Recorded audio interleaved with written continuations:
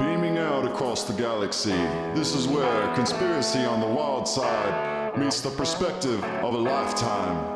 This is the Free Zone with your host, Freeman.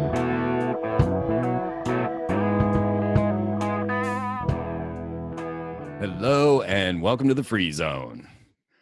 Oh boy, folks, 25 years of research has been leading me into understanding this secret society world that we live in, and it has been obscured for so long. This is a mystery that is held deep and still does to this day. But as a researcher that was taking everything from books, when the World Wide Web was finally offered up to us, it was my attempt and my true dream that I would be able to get all the information I had gathered outside of the World Wide Web into the World Wide Web so that others could pick up the feed and take over where I had left off and where many others had left off. All of this information for 14 years, I have put something new on the World Wide Web every week. That is a lot of stuff. But this story of the secret societal world that controls our lives and our nations is deep and goes much farther back. Now, there is a man, Edmund Ronayne, back in 1879, who was a worshipful master of the Freemasons that wrote the handbook for Freemasonry, outlining all of the rites and rituals and degrees for everyone. Well, not for everyone, for the secrets of the Masons. He would go around and make sure everyone had the right and proper rites and rituals going on. Now, this is 100 years after the creation of America, and Edmund Ronayne was trying to make sure everything went correctly in the Freemason Lodge until he discovered what they truly were worshiping. So he wrote a book called Mahabone. Now, this book, it's also known as the Master's Carpet. Again, written in 1879, as he tried to reveal to the world the true secrets of Freemasonry. Now, I want to share with you just a little bit. What he had done was written this as a letter to his son to explain to him why he should never join Freemasonry. Now, remember, this is the guy who wrote the handbook for Freemasonry for all the other Masons to learn the rites and rituals. If you pick up this book, you will learn all the secret handshakes, all the secret words, and of course, I have read it over through and through. But one part of this book stands out for me and today's show, and that is in the introduction as he's telling his son. Freemasonry is far too serious a matter for any man to assume its villainous obligations without due reflection. For, once you have crossed the threshold of the lodge room, divesting of your own clothing and wearing the habiliments of the order, and when once you become, as it were, bound by the cable toe of Satan to the altar of Baal, there is no place for after repentance. Living or dead, Freemasonry will never give you up. He says, my son, I will never consent to your becoming a Freemason, and I strongly advise you to banish the subject entirely from your mind and to have nothing whatsoever to do with it. 100 years after America was founded, this man was giving us the deepest conspiracy theory ever. I then picked up this story a couple hundred years later and tried to bring this forward for other researchers to bring this more into light, more into understanding. And I think that you're going to find that Dylan Lewis Monroe is going to become a legend.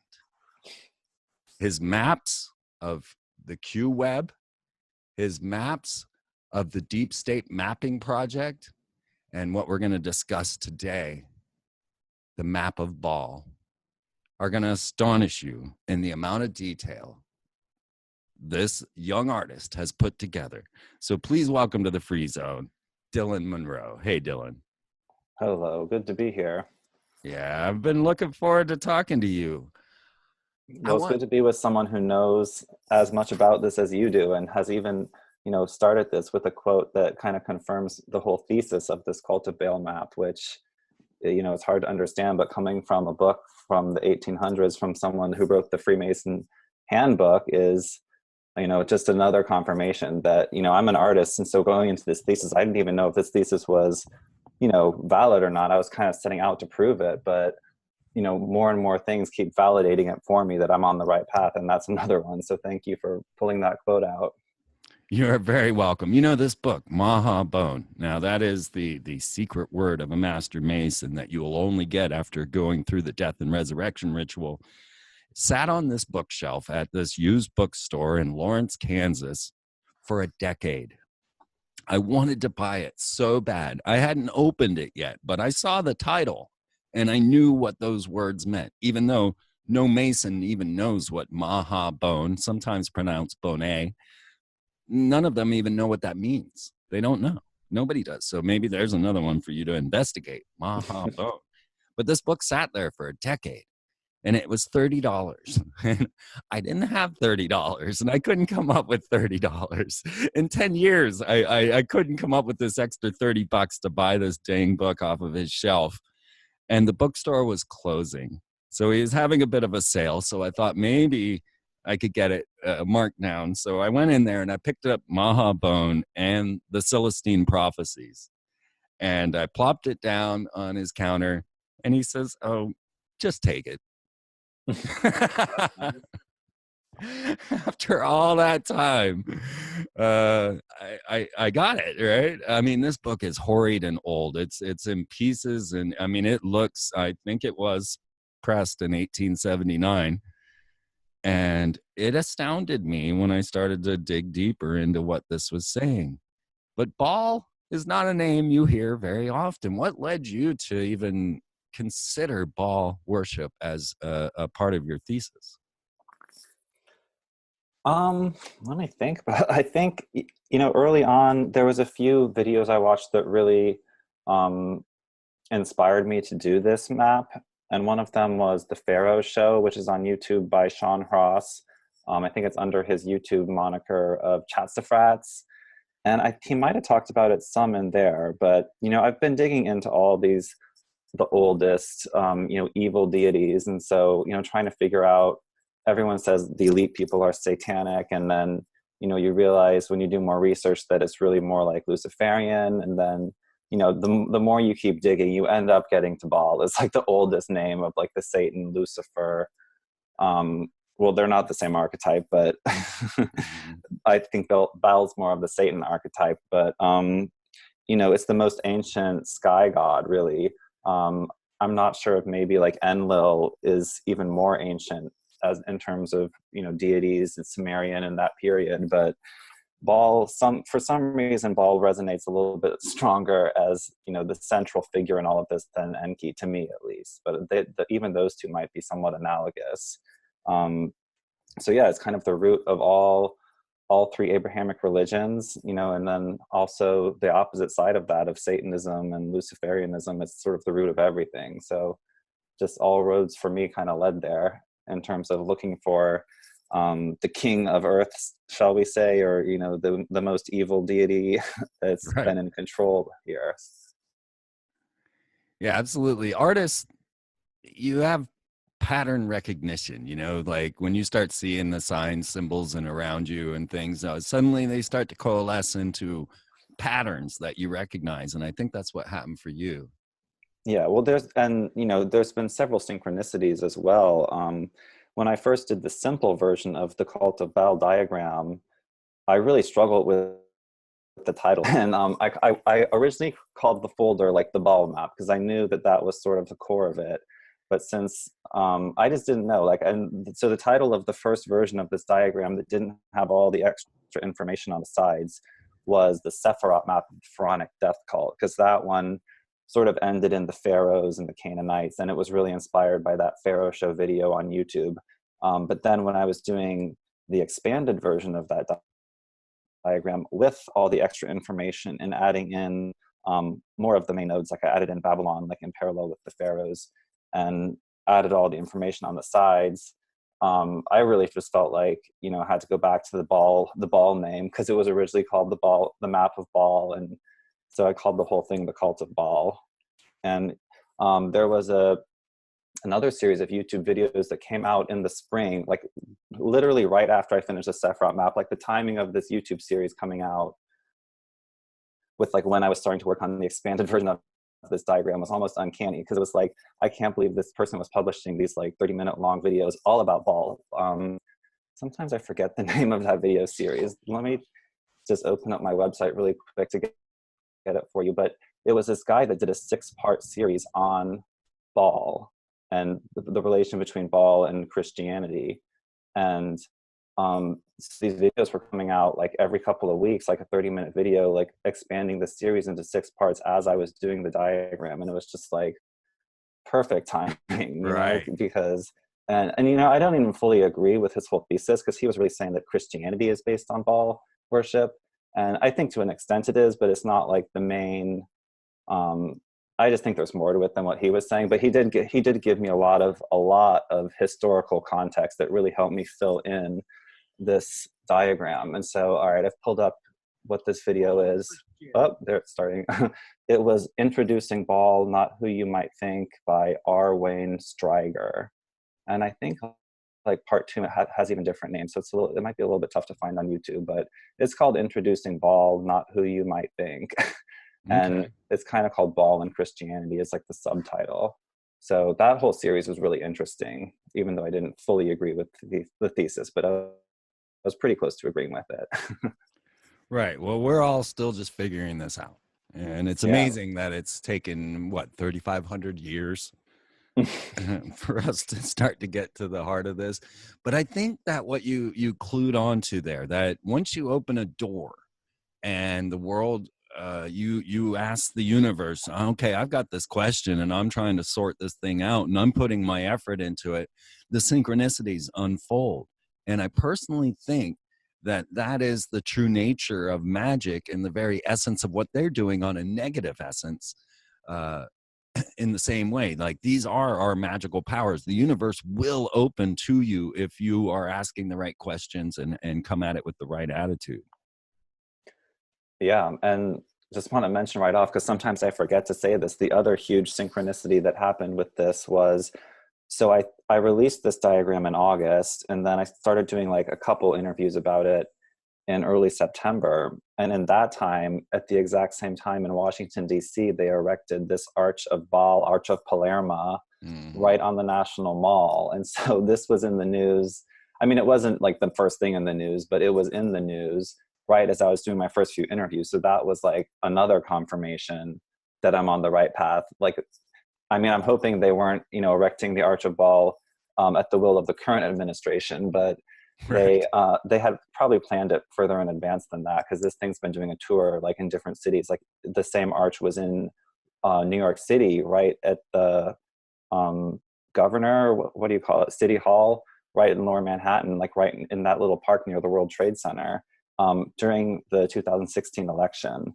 So, you know, they're putting this thing in certain places at certain times, and people do think that there is a cult significance. They're not just like doing a celebration of archaeological preservation. This is, you know, there's a reason why it's from the temple it's from, even though it's kind of pathetic because it's about a quarter of the scale of the original, because it is a reproduction. But when you see the original and then you realize that they've just shrunk it, it's kind of like, oh, that's really still has the same meaning. But, you know, it's kind of also symbolic that, you know, they're doing their best, but it's kind of pathetic because I think these Baalists are on their way out. Right. They can't even keep up with their ancient selves. You know, they can't even build the same scale of an arch anymore. So Right. Falling apart. That's what we're all hoping for. Which actually brings me to one side note that I want to get out to the public for you. And that's the not that we're going to get deep into this until maybe the second hour, but the QAnon phenomenon. Because I wanted to mention that this propelled you out into the world, even though, you know, again, the artist is unknown, but your QWeb diagram it's now history. It's historic. It's a historical document that is being presented at the Met. I mean, did True, you yeah. ever expect that you were suddenly going to be, thrown into the spotlight, go viral with something like your QWeb map? Tell us a Not little bit not about at where it all. I is right mean, yeah, it has blown up extremely big, and I never expected it to. And it's all because of QAnon. I mean, if QAnon wasn't a phenomenon, this diagram wouldn't have become a phenomenon, I don't think. I mean, maybe, but probably not. But you can't really say like if this didn't happen, because the timeline we're on, like, it did. And so I don't like kind of thinking about like possible scenarios, because it's like, everything did happen at this time for a reason. Um, but yeah, I mean, even as an artist, like, I never expected the first call I would get from a gallery would be the Metropolitan Museum of Art. Um, so that was pretty shocking that was my first time. I mean, it wasn't in the exhibit, but it was published by that. And so the fact that it was published by the Met does, like you said, it preserves it in history in a way that's concrete, tangible. It's not just on the internet. It's from like a mainstream institution. And I think we're slowly seeing some of these mainstream institutions, especially in the art world, are starting to lean more towards like a truther standpoint, because you kind of expect the art world to be very liberal, very leftist, and I think for the most part it is. But the fact that like the Met is kind of leading the way into saying like conspiracy art is acceptable, is just showing like the sea change that's going to be happening in the years to come, that people are going to have to start accepting the truth, and it's going to become more widely known and not taboo or like something people laugh at. Absolutely. Absolutely. The truth, once it's presented, it becomes obvious to people. And they, then it just becomes common knowledge all of a sudden. You'll be forgotten. I'm sorry, Dylan, but you'll be forgotten. Everyone will know your map. Everyone will know everything, but they won't know whoever created it. They'll just know it was all the truth. Well, if they have a more recent, a version past February, my name is in the bottom right corner, so they'll have a name. Nice. But I just want to add that I started the Deep State Mapping Project in the beginning of 2017 when Trump was inaugurated. And I did sort of a proto version of the QWeb then that was sort of large text, just blocks, a large block of text saying various conspiracies from JFK through the present. And I thought it was really cool. I still think it's a cool diagram, but when I shared it, I got like 10 likes because most of my followers were liberal and like they didn't get it. Nobody got it. But it just shows the difference between then and then 1 year later when I released the QWeb, because there were so many people interested in conspiracies because they were following QAnon. And I had also discovered different means of sharing. Like I was in Facebook groups at that time, like which I wasn't the year before. And I think for me, Facebook groups have been a big way of sharing this information and finding people to connect with that actually agree with me. That's not just my friends from my personal life. Right. So yeah, Facebook groups has really changed the whole experience of Facebook for me. I mean, I'm not like promoting Facebook or anything, but once you get into the groups, you kind of go around what they choose for you on your news feed. And so you're getting more of like a stream of information, what you actually want, as opposed to what Facebook wants to feed you. So I think that's a really good way to use Facebook as a tool to do what you want to do and not just have them control you. Part of the mission statement of Deep State Mapping Projects, almost like the conclusion of our mission statement on the website, is we're using their cyber weapons against them and we're winning. And so that's a good example of that, like using the Facebook groups to share real information and not just pictures of cats and pictures of, a whale kissing a baby, whatever people put on Facebook usually. Yeah, I wouldn't know. I've been banned from Facebook for 4 years. Okay, that's the way to go. Yeah, well, it kind of sucks because, like you were saying, there's great community there, and I had a lot of people. There were thousands and thousands of people there that I was communicating with, and then suddenly they just, I no longer have access to my profile, so no one even knows that I'm gone. They just erase you, but your page stays. And so no one even knows that you're not there. They just think you're not posting anymore. It kind of sucks. And on the same level, I just went to my Twitter feed and was wondering why I'm only getting 5 or 6 different things coming up. And it's the same stuff. And I realized that you have to go to your settings and they have an automatically checked, we will decide what you look at thing on there. And so you have to go uncheck that in your settings. So folks, go to your Facebook, go to your Twitter and check your settings and uncheck them, limiting what they will show you. And all of a sudden now I see everybody's tweets. So maybe that's why I get no attention on Twitter, because no one's actually getting my stuff in their feed. It's always the same 4 people that reshare and make a comment, for years, right? It's ridiculous. Yeah, I'm still trying to figure out Twitter myself. I'm more experienced. My main platform is Instagram. I'll just do a quick plug. My Instagram is Master Conspiracy, so it's easy to type, easy to remember. That's my main platform where I'm sharing. I do memes almost every day, unless I'm doing a vacation or something, or a trip or a convention. But I do a lot of memes, just going into different subjects on both of these diagrams. And then, posting the updates of what happens on these diagrams, the variations that I've been releasing, and products on my website as well. Can I give a quick shout out to my website so people know? I was going to do that very thing. Yes. Yeah, okay, cool. So my main website is deepstatemappingproject.com. And on there is all these free downloads of the different diagrams I've made this year, and also a few diagrams by other artists that I've, one of them is new. He made it in the spring, and it's completely his, but another one is a lot older. It's from 1987. It's the diagram of the New World Order Aquarian Age by Peggy Cuddy. And so, I've just been digging into a lot of these sort of historical maps. This is what I'm doing. I'm looking at what other people have done in the past. And so I'm also, sharing a few of the ones that I think are the best ones to have in my free downloads, along with all of the ones I've done. And then, of course, we have posters, t-shirts, other products. The poster is really the ideal way to look at some of these, especially the Cult of Baal map, which we're going to talk about first. I think it was designed to be a poster. It wasn't designed as an 8.5 by 11 printout, and certainly not designed to have people just looking at it on the computer screen, because that kind of just is a torturous experience. But the poster is really cool, and I'm actually going to release a new colorway of it soon, and you can actually read the text. So yeah, that's all available on my website, so check it out. And I also have all my YouTube interviews. Like, I don't really have my own YouTube channel that I post on. I do have a channel, but I only have a couple of videos. But I've done several interviews with other channels that they're all sort of conglomerated on that homepage of deepstatemappingproject.com if you want to look into those. And I also want to mention, if you click from the navigation bar, the info tab, a lot of those pages link to my personal website, where I have created specific web pages for the different diagrams. And on those pages, you'll find a lot more reference images. The Cult of Baal map actually has a bibliography, and the YouTube videos that I've referenced to make these diagrams. So it's good to explore everything if you're really interested in it. Yeah, because there's lots to explore, and epic artwork as well, I must say. You really did a good job.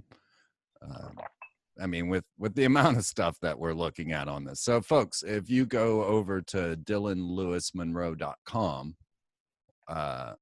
or if you connect there through the info directory on deepstatemappingproject.com, either way, get to the Cult of Baal. So if you're at DylanLewisMonroe.com, go to art and go down to the Deep State Mapping Project and over to the Cult of Baal. And so you can follow along and look at this amazing diagram. And we are going to have Dylan be the legend that he is and help us navigate this map, because it is epic. So you want to be over at the Cult of Baal right now on either deepstatemappingproject.com or DylanLewisMonroe.com, either way, and have a look at this amazing poster, which I'm really looking forward to getting, Dylan. Oh yeah, I'm looking forward to sending it to you. And looking forward to finishing the second colorway of the poster, because I think I'm going to do like a black background, white text, and then a gray Sephiroth, like a stone Sephiroth in the middle. Hopefully, we'll see if it looks good. Oh, nice. But yeah, and I've just finished also, it's not intended to be an 8.5 by 11 printout, but definitely, do it and, see if you can test your eyes to see how much of it as you can. Because I just recently finished the page 2 of the PDF, which is like a full, it's not really an essay, it's more like set up as like a list of the philosophical tenets of the cult of death. And so it's kind of a long essay on the back. It looks like, it's kind of cool. It looks like a 13th century manuscript. So that comes on page 2 of the PDF, which is on the homepage of Deep State Mapping Project and the Cult of Baal page on DylanLewisMonroe.com. Yeah, let's dig in. Let's go ahead and dig into this thing. We're going to begin with this concept of state-sponsored sacrifice and cannibalism. I mean, that's where it all begins, right? Yeah, actually, well, the first version of this, called the Sephiroth map, which was a little more simplified, it didn't have all the information. At the top, it had Baal worship and cannibalism. And that sort of was, I wanted to show the idea that Baal plus the word Canaanites sort of equaled the word cannibalism.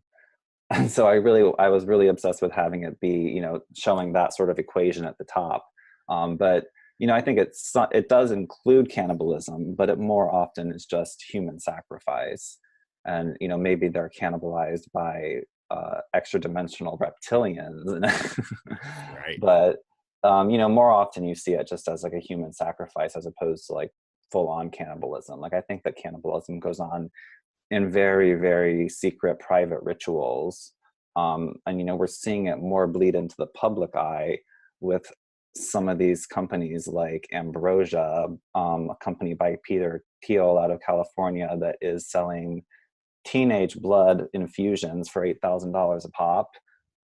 So as, you know, intravenous cannibalism counts as Right. It can be more savage than that, but, you know, it's throughout time, these rituals have basically been toned down, sugar-coated, disguised in so many different ways that, you know, they're trying to present these things to us now in such like a clean, you know, Swiss scientific way that we accept it. You know, if the New World Order had their way, they would probably be serving us human meat burgers in the near future. Either grown, saying they were grown in a lab, but they're probably grown on like tortured human trafficking victims. But that's, you know, that's a future that hopefully we've avoided at this point. But it does involve cannibalism, but more often human sacrifice. Right.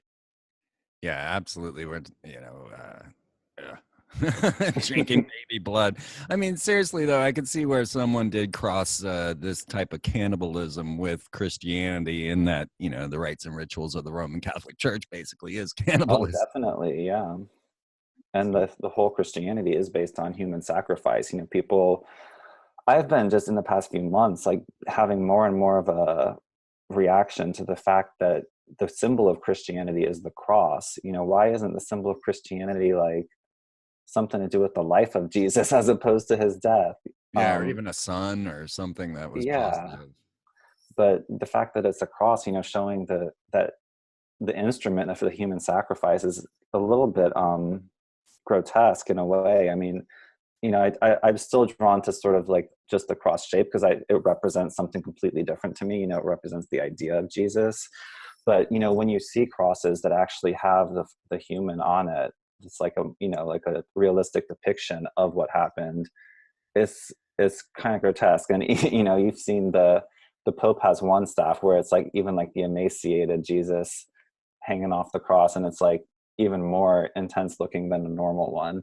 But yeah, there's a lot of symbolism within the Vatican that is blatantly pagan, blatantly satanic. You know, the main symbol of the Vatican is the inverted cross, which is supposedly what St. Peter was crucified on. But the more you dig into that, you know, I think that they sort of wrote that story just to have an inverted cross be their symbol, to sort of flip a bird at traditional or the original Christians. Maybe it's just the whole Vatican is completely hypocritical in every way imaginable, pretty much.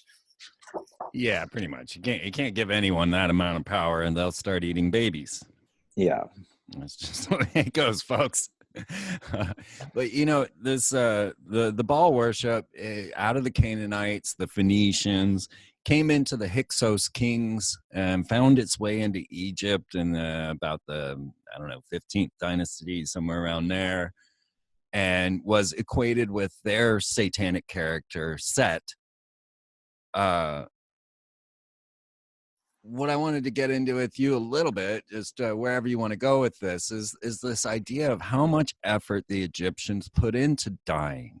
Like their entire lives and their history and all of their work and everything was about death, about what the proper way to die.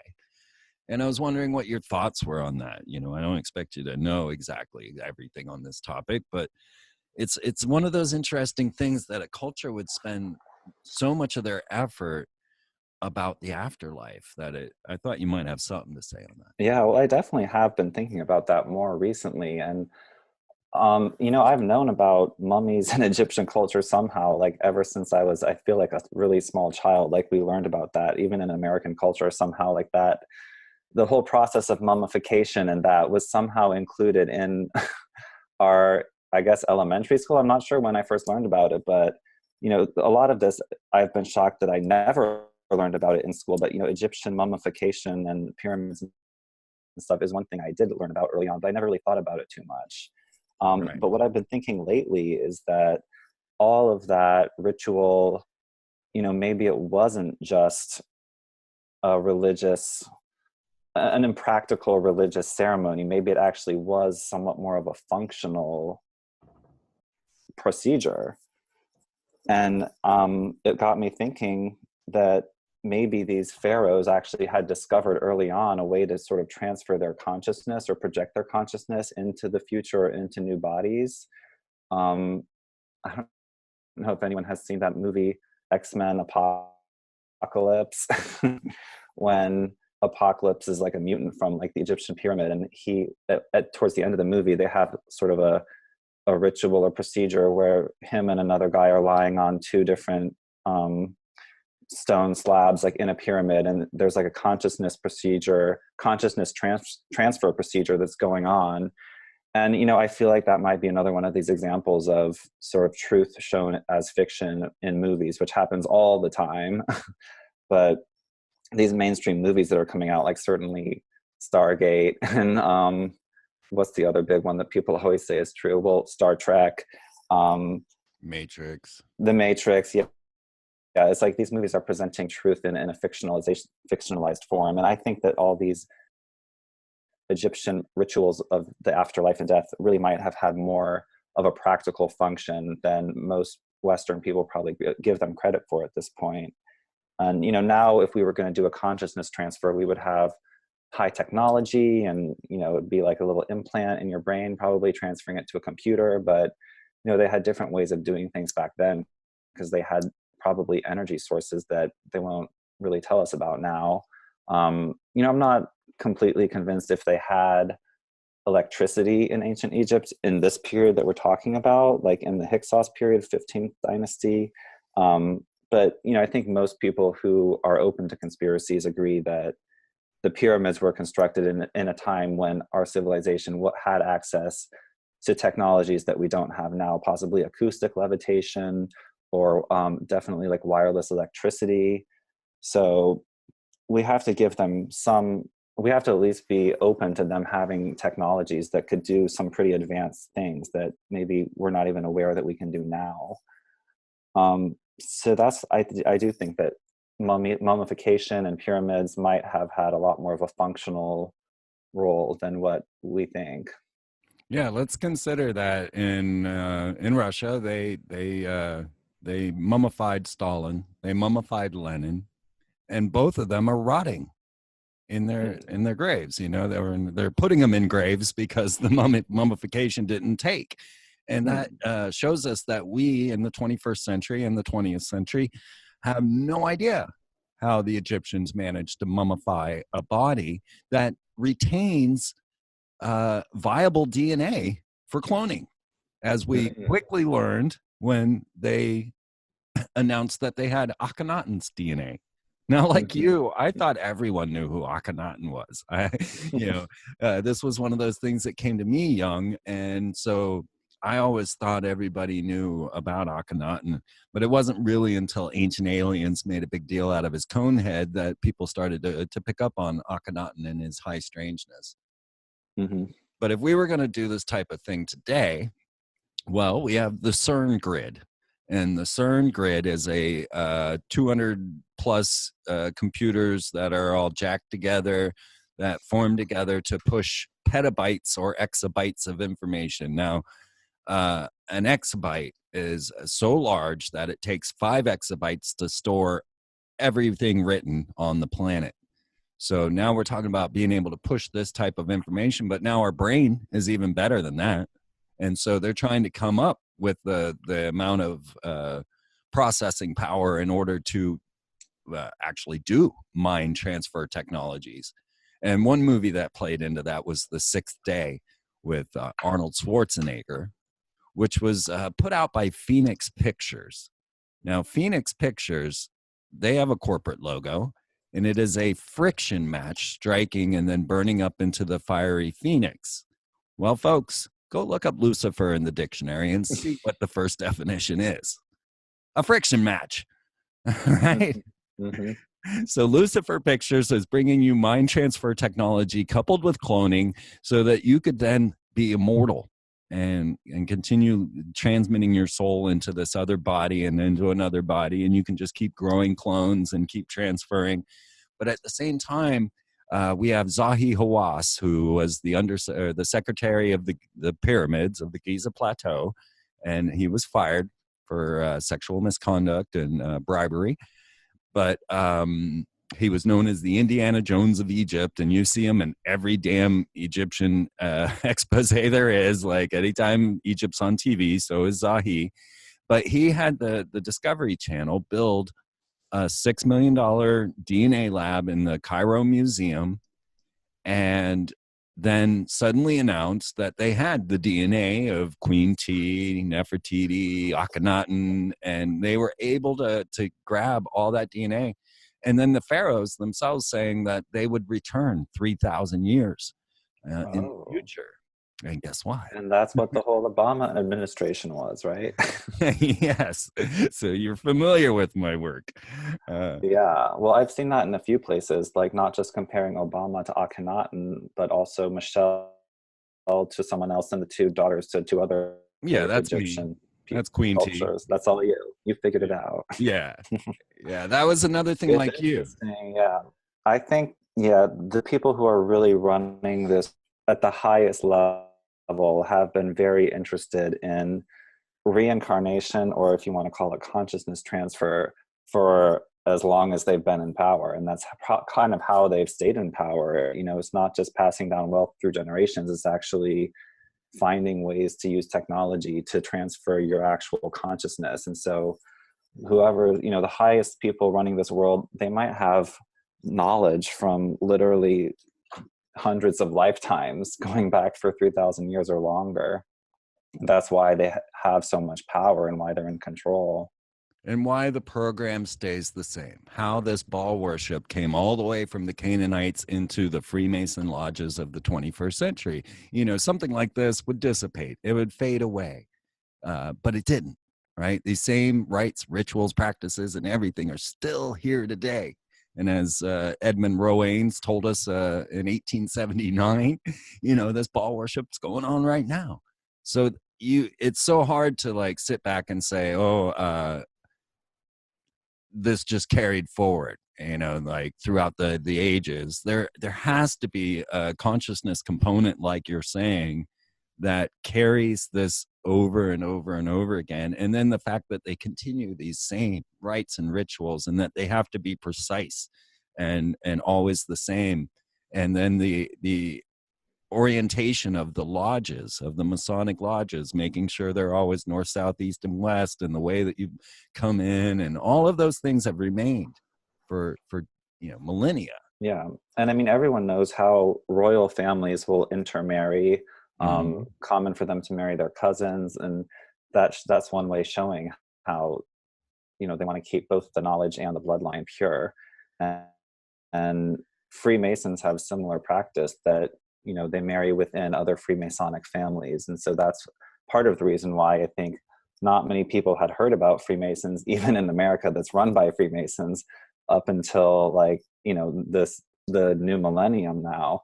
I hadn't even heard of Freemasons most of my life because I wasn't as into conspiracy in the 90s, but because you know, they keep it within the family, and they keep their tongue. Even you were saying your father, I don't know, can we say that on the air about your father, like Yeah, absolutely. not knowing that your father was a master mason for your whole youth? Yeah, exactly. And even old Edmund Romaine in this book says to his son, you know, well, I would have never told you this because the secrecy of Freemasonry denies me the ability to tell you any of this. So yeah, my dad stayed true. He never once mentioned it.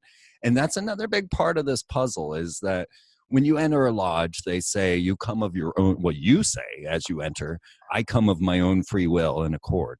And there is no recruitment for Freemasonry. It is that you must join of your own free will and accord. They can't come out and ask you to join. They can't even suggest it. And even if you're the son of a Mason, they're not going to even tell you about it. Yeah, it surprises me. So that is very magical. The fact that you must go of your own free will. You must give up your free will and become and worship at this altar of Baal. I kind of thought you did have to be invited. Like, you just show up on your own free will, or you don't have to have an invitation? No, you can't be invited. It's against the rules.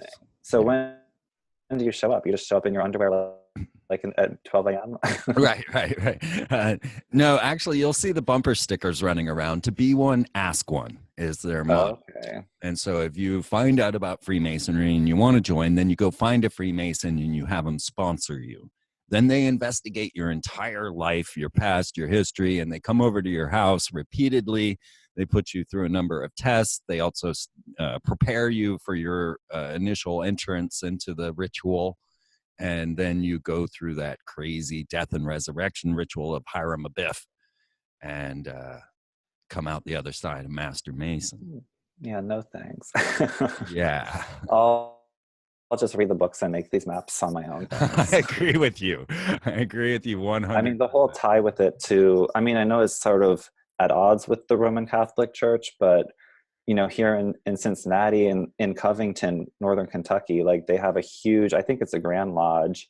And then right across the street is like an equally impressive, if not more impressive, Roman Catholic church with like, it's like the full Victorian style with gargoyles on top. And just between both of those, like they both just give me a bad vibe. I've kind of always gotten a bad vibe from all church stuff and all religious stuff. I mean, I'm not an atheist, but you know, I'm not into the organized practice of it.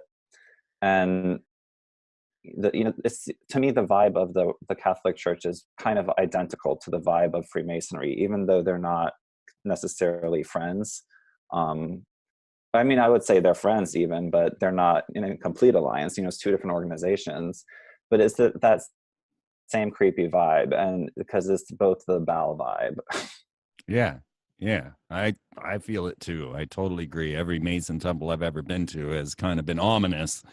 And now realize this, folks. There's Freemasonry in Ireland and in England, right? And then it's that started 1717. They put up the Grand Lodge there in London.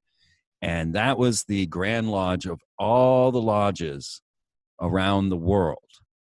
But in America, this situation changed completely, whereas there is a Grand Lodge for every state. So there's only 3 Grand Lodges in the rest of the world. But in America, there are almost 250. I think there's like 9 Grand Lodges in California. There's some 4 Grand Lodges in New York. There's 250 Grand Lodges in America compared to the 3 for the rest of the world. And that's where America stands apart in this whole situation, because we are in a Freemason nation and everything that we look at comes from this.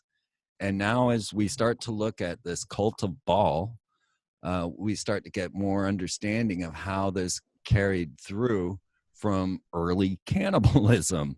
And there's just no doubt in my mind that that plays a heavy role in this, and human sacrifice and all of that, especially when you're getting to things like Bohemian Grove or the places that are far more esoteric than Masonry.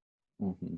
Something that's jumped into my mind, tying back to the cannibalism, is something actually I learned just this year, which I was at Serpent Mound in Ohio for the Solstice Festival, and a guy from Ancient Aliens, I forget his name, but he was at that festival giving a seminar about giants, and just showed so much evidence that giants have existed.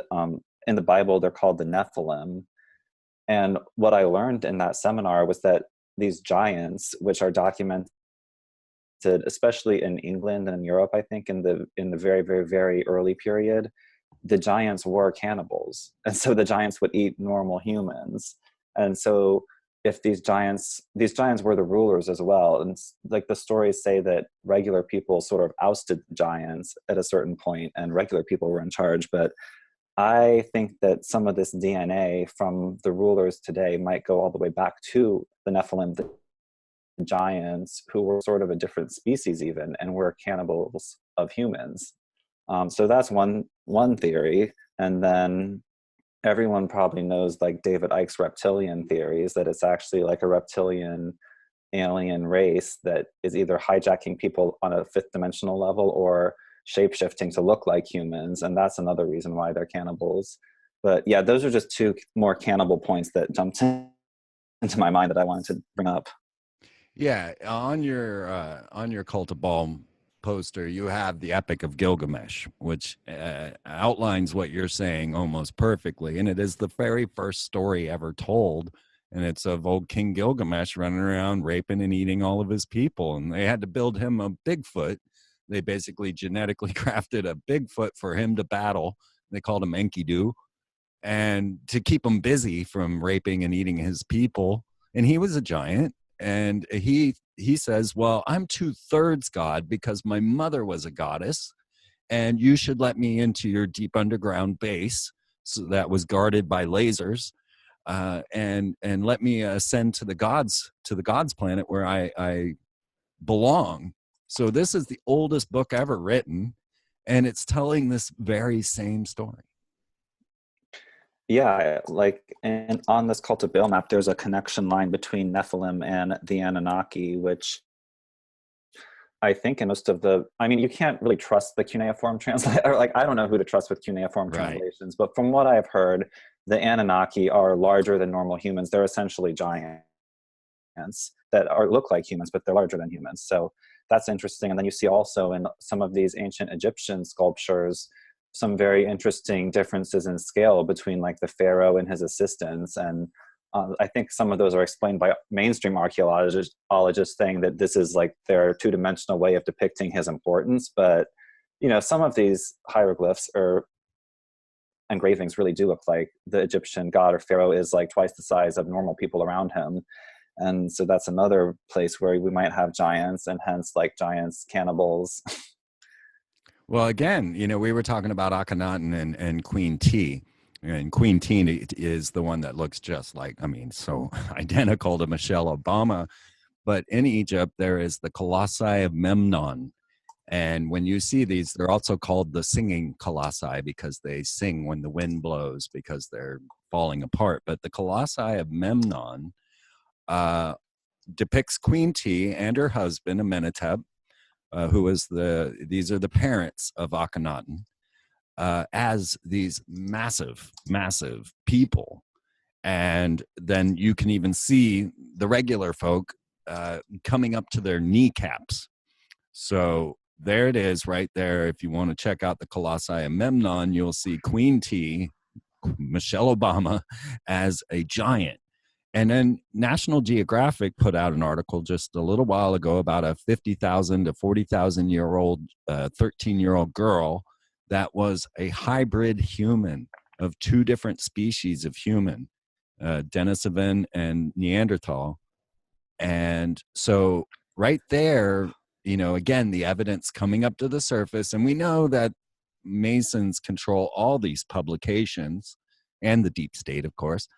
So they release this information in little ways so that we can start to take in the tidbits, but definitely the idea of human hybrids, of the elite being a completely separate species of human, is not out the window at all. Actually, it's being more and more proven. Indeed, it is.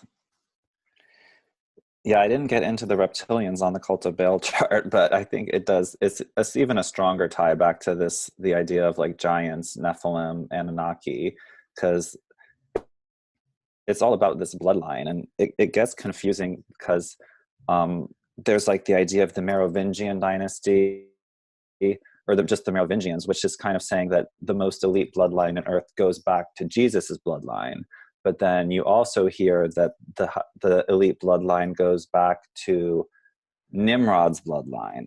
And so it's like, so does that mean Jesus was of Nimrod's bloodline? I'm not sure what that is implying. But then you also hear that it goes back to what was I going to say? I don't know. Well, let me throw something in, and maybe you'll remember the Merovingians and Nimrod actually both have connections with fish people. And like merfolks, the Merovingians, the M-E-R, the C, and merfolk, mermaids, all of that, and Nimrod, they both, and Enlil, they all go back to these fish beings. And David Icke, of course, had the reptilian side, and then there's the merfolk of Atlantis on the other side.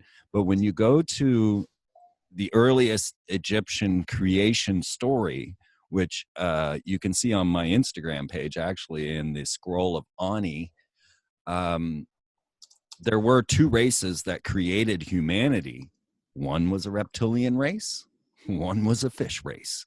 All right. It's right there. They're called the Ogdoad, and they are the 8, whereas the other Egyptian gods are the 9.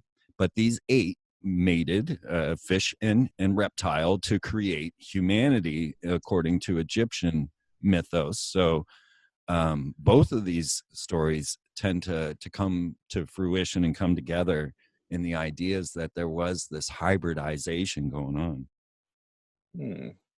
Very interesting. You dropped more info right there than I could type. But Right. I definitely have heard that you know, I know like the Pope's hat goes back to the same shape as some Egyptian hats, and that goes back to even like Sumerian fish hats, and that there were these like fish priests, or like, I'm not Dogon. sure exactly, it has a name. Yeah, the Dogon, thank you. And yeah, then I've also been hearing lately that part of Atlantis was like this whole myth of like mermaids and mermen was actually kind of a thing like in Atlantis and previous civilizations. So like, you know, the theme here is that all these myths have some truth in them, and that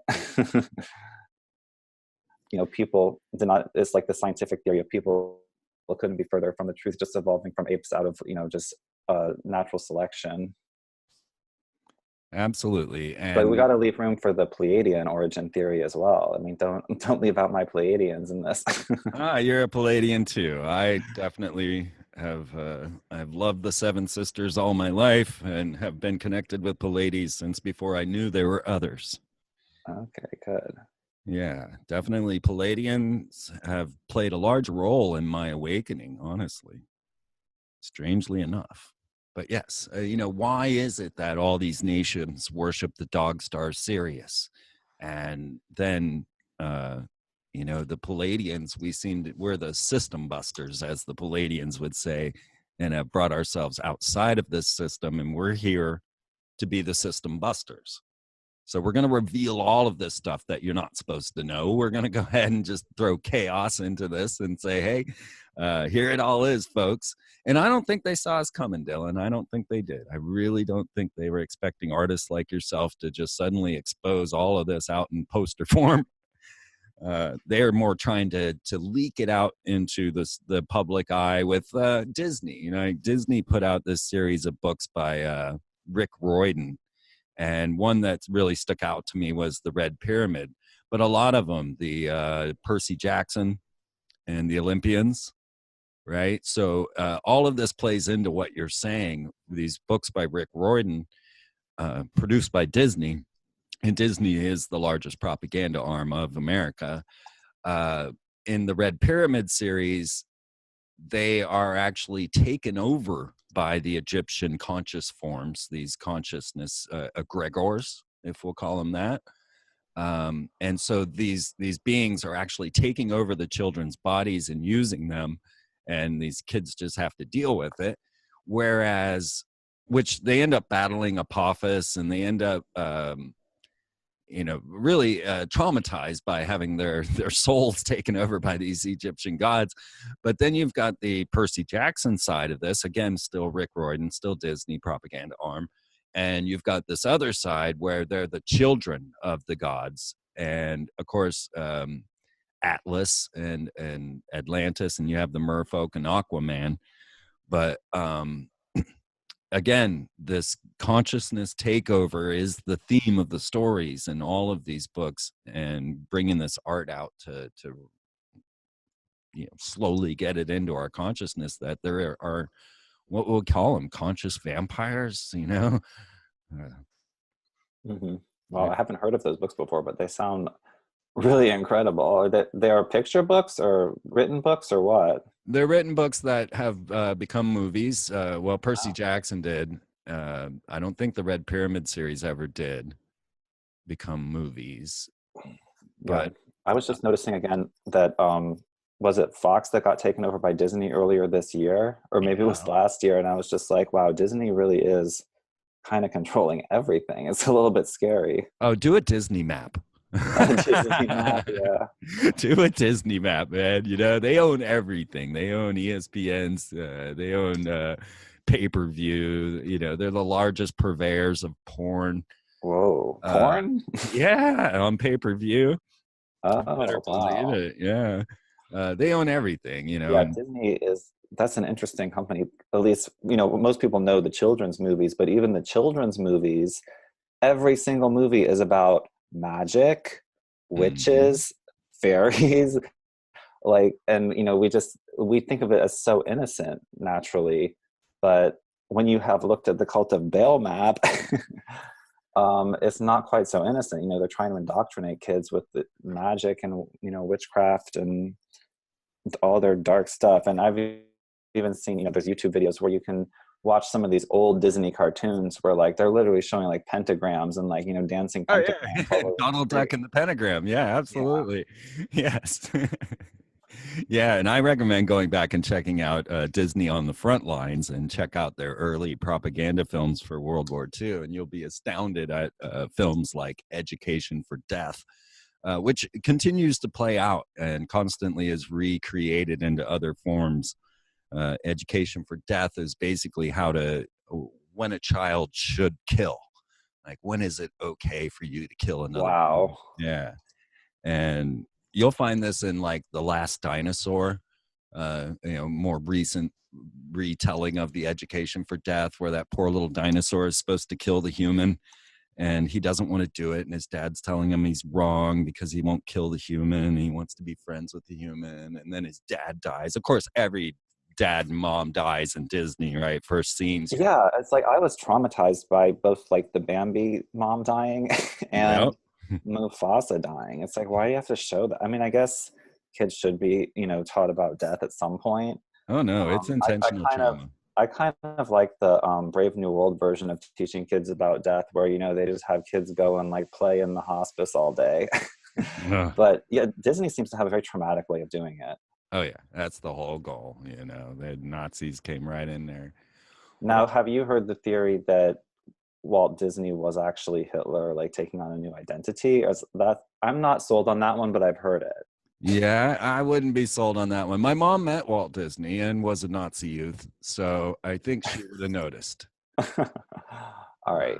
So it's not all conspiracies are true. That's something we've got to say here. It's when two different conspiracies are conflicting, you've got to figure out which one's more probable and then just go with that one. Yeah, I've been in this battle trying to show people that there's no evidence to suggest that Walt Disney was a Freemason. And boy, oh boy, do I get attacked about that. Everybody wants to believe it. And all I'm trying to say is go prove it. right? Because if you don't have the proof, then you can't say it's true. Sure, there's circumstantial evidence, but what you're actually looking at is Walt Disney Company.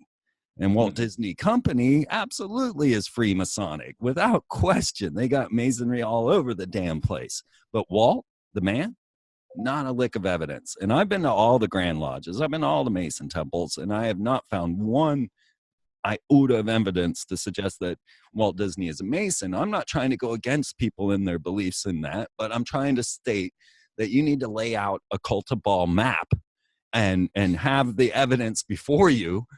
And you know, so I'm not trying to battle people on this. I'm just trying to make a point that you got to actually know something is true before you go telling people it is. Yeah.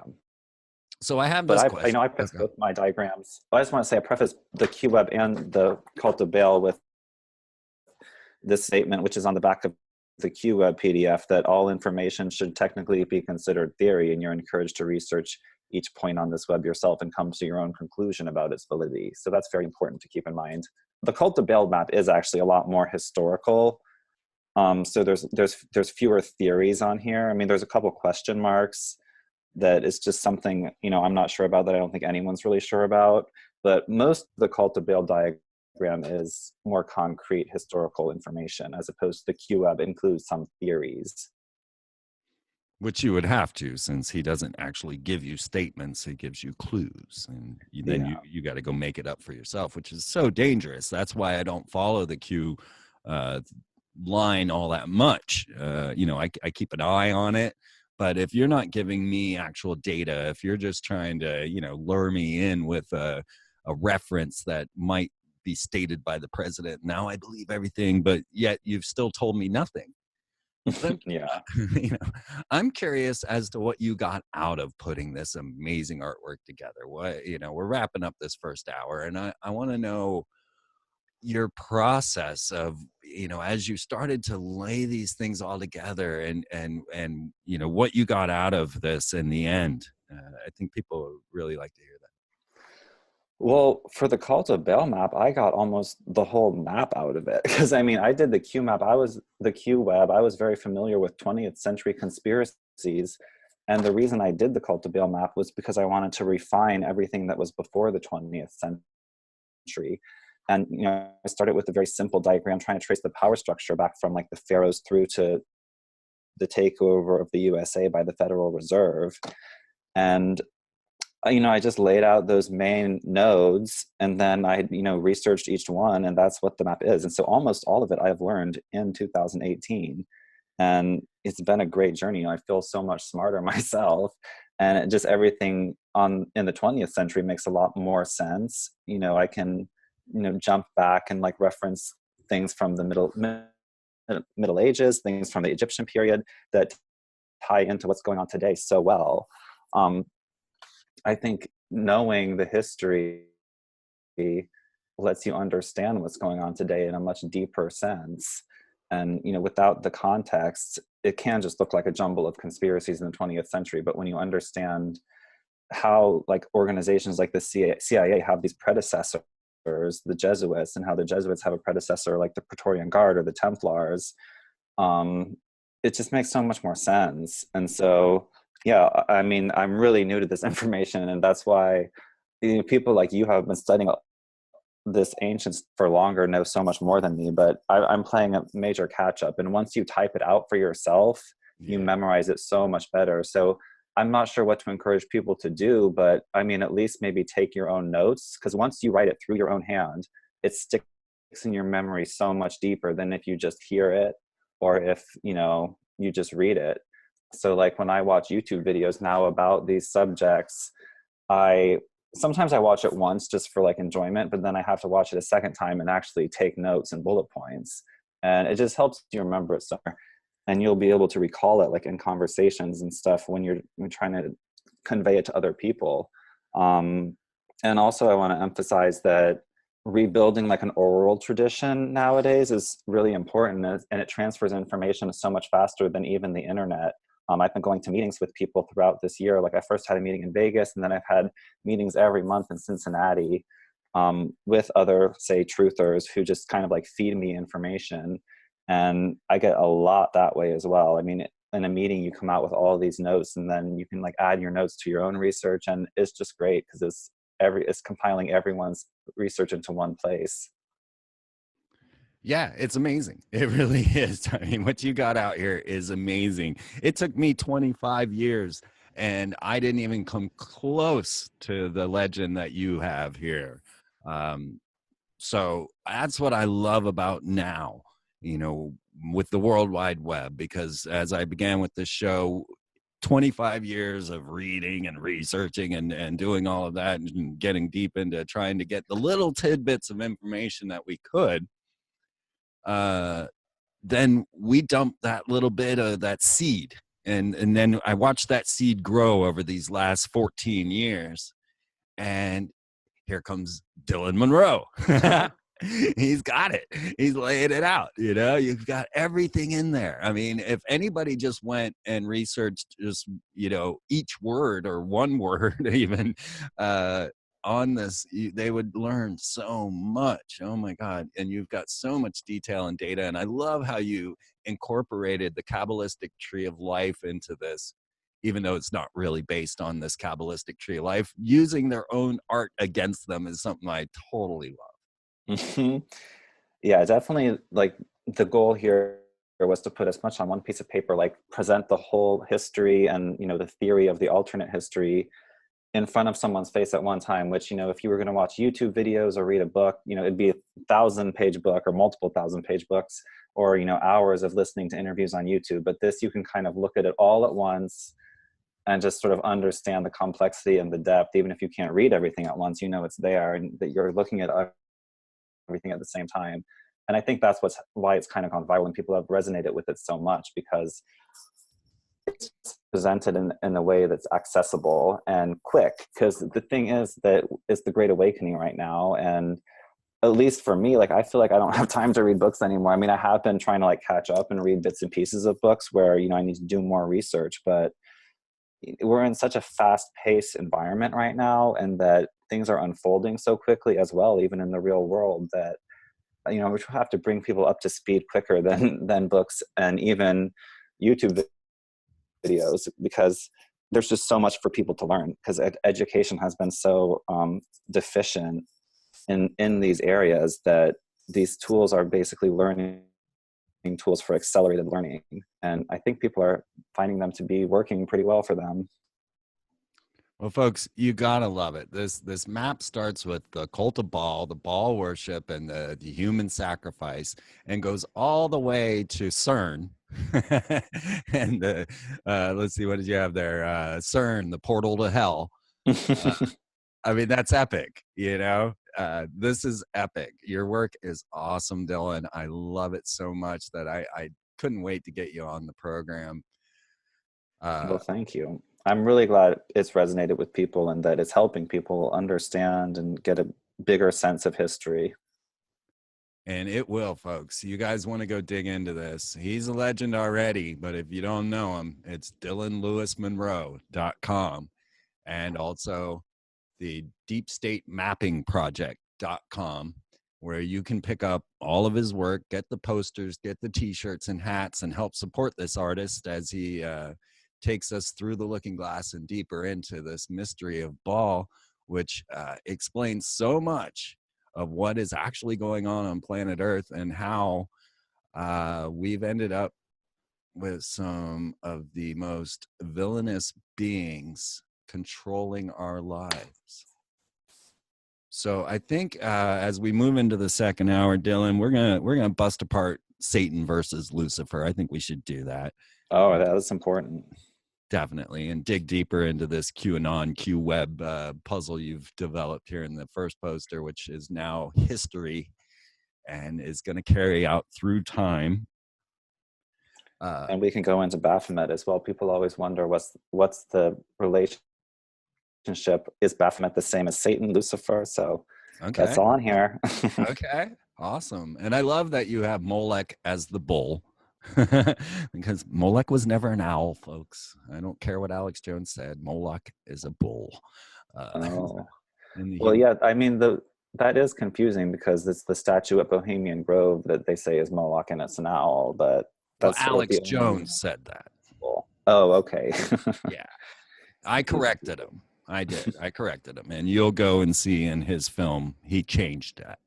Well, he So didn't. would you say that that's like a Minerva statue then? Absolutely. Look at you. Damn, you are on it, man. That's awesome.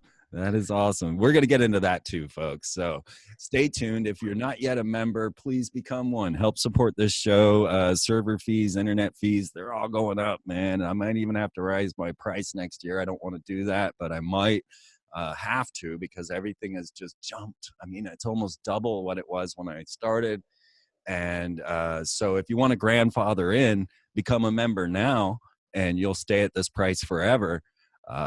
But probably next year I'll be raising the price because I only just make it, folks. I just want you to know that, I'm not getting rich over here. I'm just keeping things going. So Yeah, me neither. right. Us artists. I mean, I've started doing conventions lately, and it's more of an expense. And most of the thing I'm selling is these $1 paper flyers, and some of these conventions want to charge an arm and a leg to even get a booth, and I'm like, how are people doing this? But I'm just, I'm getting this information out to try to serve humanity and hopefully make the whole world better, and then hopefully not have this evil monetary system. So I'm taking the hit for now, but it can't last for too long. Right. And you'll make it. Why don't you tell everybody what's coming up then? What do you got going on? Well, I don't have any other conventions completely confirmed, but I'm trying to get into Conscious Life Expo in LA at the end of February. And then I'm also trying to get into Victory of Light, which is the big psychic convention in Cincinnati next spring. So that's the only two things I have on the schedule directly. I might be doing an event in Las Vegas at some point in the near future. It would be maybe like a private QMAP celebration event, because that's sort of where I have a contact where the artwork originally went viral on his blog, and he has a whole like metaphysical community out there. So there might be an event in Las Vegas that's TBD. If you want to stay in touch, definitely follow the group on Facebook, Deep State Mapping Project, the group. There's also a page, Deep State Mapping Project, on Facebook that basically just collects my Instagrams. And then my Instagram account, Master Conspiracy, is all three good ways to follow me. And of course, we will have these all linked right here on the page for you so that you can get direct to them from FreemanTV.com and get everything you need, because you want to talk with this guy, guys. Dylan is an amazing character, an artist, a fashion designer that suddenly was awoke into this crazy world that we actually live in, and has presented it in such a way that so many people can really start to pick up. And I couldn't have asked for more, Dylan. I honestly couldn't. To see now the fruition of the seeds and to watch this grow into this. It would take an artist as yourself to really pull this all together with your pattern recognition and seeing this bigger puzzle. Yeah. Well, I was a pattern, like a print designer in fashion, which is why these have like kind of a smooth look. It's sort of set up to be a repeat. Absolutely. I can tell. And I think anyone looking at this can tell that you definitely have art in your soul. And I probably could have guessed that you were a Palladian. Okay, good. Well, probably. I read the Teachings of the Pleiadians by Barbara Marciniak this summer before I did this Q-Web. So, I was hoping to be able to channel, and I don't feel like I was channeling necessarily, but I think something might have happened. There might have been some input from the Pleiades. I don't doubt that at all. It has played a large role into my awakening as well, and has come through in so many different ways. And now we know that we are all connected in this conscious world, and our consciousness is all bound together. These guys are trying to eat it while we're trying to expand it and free it. So that's the big difference. So go ahead and, the best thing that you can get out of this Cult of Baal map is the fact that you don't have to participate in this damn system. Once you realize and you see all the manipulation that's going on, it gives you free license to become a system buster and just break free from the program and realize that we can rewrite the script and that we can then break free from this system of domination through the money magic and all of the cannibalism, whether it be literal or figurative, it's going on. Oh my God, you even got Masonic Atlantis in there. You are awesome. I love this.